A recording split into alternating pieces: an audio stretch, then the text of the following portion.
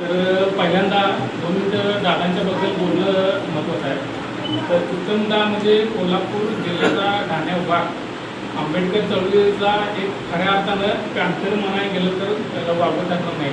कारण कोल्हापूर जिल्ह्यात आज दादांची जी ओळख आहे, RPI पक्षाची कोल्हापूर जिल्ह्यात ओळख आहे, तर फक्त उत्तम दादांच्यामुळे आहे।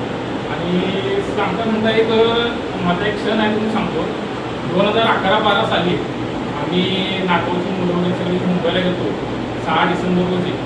त्यावेळी किरकोळ आमचं एक रेल्वेमध्ये एक वांग झालं होतं आणि पोलिसांनी मला अडवलं होतं, पोलिसांनी आम्हाला पकडलं होतं। तर त्यावेळी आम्ही दादांचं नाव सांगून पोलिसांच्या तावडीतून सोडलं होतं, ही दादांची पॉवर आहे। त्यामुळं उत्तमदा हे खऱ्या अर्थानं RPI पक्षाचे आंबेडकरी चळवळीचे पॅन्थर आहे। आणि माझ्यासारख्या सामान्य कार्यकर्त्याच्या म्हणजे विनंतीला मान देऊन ते इथपर्यंत आले, त्याबद्दल मी त्यांचा आभार मानतो। आणि आमचे सासरे विनायक कोरडे आणि मी विनंती करतो त्यांनी त्यांचा बुके आणि शाल करून सत्कार करावा।